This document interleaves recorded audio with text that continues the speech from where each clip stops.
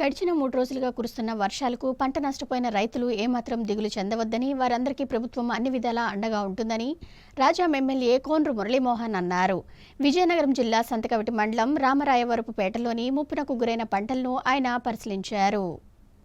విజయనగరం జిల్లా రాజాం నియోజకవర్గ పరిధిలోని సంతకవిటి మండలంలో వర్షాలకు నష్టపోయిన పంటలను ఎమ్మెల్యే కోండ్రు మురళీమోహన్ ఆదివారం పరిశీలించారు. రామరాయవరపు గ్రామానికి చేరుకొని ముంపునకు గురైన పంటలను పరిశీలించి రైతులకు ధైర్యం చెప్పారు. పంట నష్టం వివరాలను అధికారులను అడిగి తెలుసుకున్నారు. ఈ సందర్భంగా ఎమ్మెల్యే కోండ్రు మీడియాతో మాట్లాడుతూ ఇటీవల కురిసిన వర్షాలకు సంతకవిటి మండల పరిధిలోని 7-8 గ్రామాల్లో సుమారు 1200 ఎకరాల్లో పంట నష్టం వాటిల్లినట్లు అధికారులు ప్రాథమికంగా అంచనా వేశారని, మొత్తం నివేదికలు అందిన వెంటనే పంట నష్టపోయిన రైతులకు నష్టపరిహారం అందించేందుకు చర్యలు తీసుకుంటామన్నారు. ఇదే విషయం ఇప్పటికే జిల్లా కలెక్టర్ దృష్టికి తీసుకువెళ్లానని, సీఎం చంద్రబాబు దృష్టికి కూడా సమస్యను తీసుకువెళ్లి రైతులను అన్ని విధాలుగా ఆదుకుంటామని హామీ ఇచ్చారు.